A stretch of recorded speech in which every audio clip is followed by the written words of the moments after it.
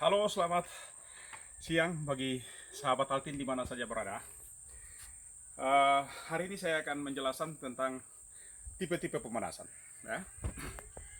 Tipe pemanasan yang biasanya ada dan sering dilakukan oleh para atlet, ya, itu terdiri dari 3 bagian atau terbagi atas 3 bagian.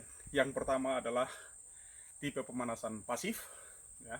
Kemudian yang kedua adalah tipe pemanasan non spesifik, dan yang ketiga adalah tipe pemanasan spesifik.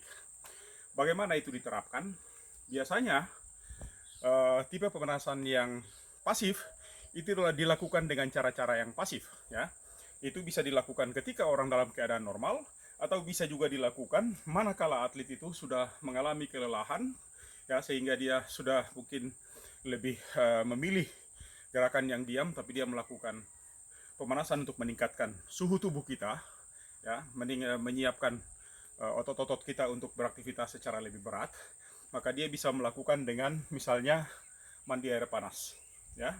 Dengan mandi air panas otomatis suhu kita akan menyesuaikan, suhu tubuh kita akan menyesuaikan, dan kita akan menjadi siap. Yang kedua bisa dengan cara juga sauna, ya. Kita di mana-mana terdapat banyak sauna, silakan Anda datang, atau juga bisa dengan menggunakan jaket parasit yang tebal yang juga kedap terhadap udara, sehingga tubuh Anda menjadi kedap dan meningkatkan suhu tubuh Anda. Itu adalah tipe pemanasan yang pasif. Yang kedua adalah tipe pemanasan yang non spesifik. Tipe pemanasan non spesifik ini rata-rata dilakukan, ya, itu bentuk-bentuk pemanasan yang dilakukan secara umum, dan biasanya ada 2 metode yang digunakan. Biasanya bisa dari top down ataukah bottom up. Secara top down artinya melakukan bentuk-bentuk pemanasan, ya, apakah itu bisa dengan peregangan statis, dinamis, PNF, ya, aktif, itu semua bisa dilakukan, dan dilakukan dari bentuk pergerakan kepala, katakanlah, ya, mutar-mutarkan kepala dan sejenisnya, ya, bentuk-bentuk gerakan seperti ini untuk gerakan lengan, kemudian juga untuk gerakan pinggang, atau juga, ya, sama, dan kemudian sampai ke pergerakan-pergerakan lutut, ya. Ini bentuk-bentuk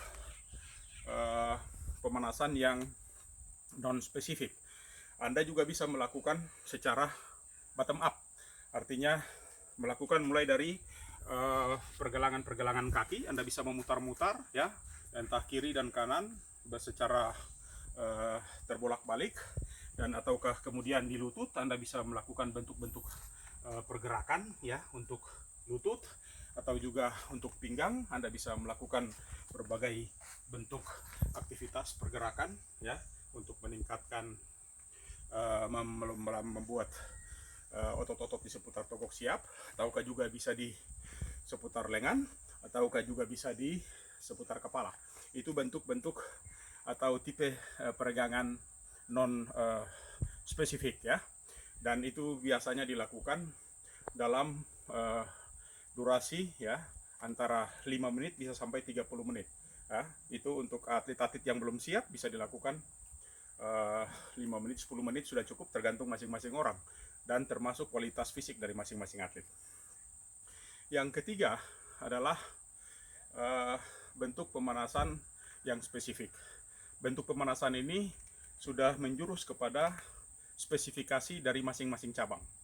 Katakanlah dia atlet angkat berat gitu, maka dia akan melakukan bentuk-bentuk gerakan, katakanlah dia mau melakukan angkatan snatch gitu, atau bench press, maka dia akan mulai dengan beban-beban bandage dumbbells yang ringan sampai kepada dumbbells yang paling berat.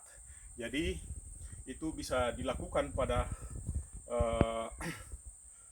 antara intensitas 75 sampai 80%. Artinya bentuk latihan tipe pemanasan spesifik itu sudah cukup tinggi karena akan segera memasuki kepada bentuk latihan inti.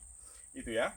Dan secara menyeluruh yang namanya pemanasan itu dilakukan dengan durasi sampai maksimal itu 30 menit, tetapi waktu atau batasan orang istirahat untuk recovery pemulihan itu bisa dilakukan sampai 45 menit. Artinya Otot-otot itu bisa rest sampai 45 menit setelah Anda melakukan aktivitas, katakanlah pemanasan. Dan jangan melewati 45 menit, karena waktu rest atau waktu istirahat otot-otot itu maksimal 45 menit. Maka kalau Anda melewati waktu yang 45 menit itu, berarti Anda harus melakukan pemanasan lagi dari awal. Itu paling penting untuk diingat oleh para atlet. Sehingga pemanasan yang dilakukan harus memperhatikan durasi antara waktu pemanasan dan dia kemudian akan bertanding. Ya, itu jangan terlalu lama. Range-nya jangan lama dan jangan melampaui 45 menit.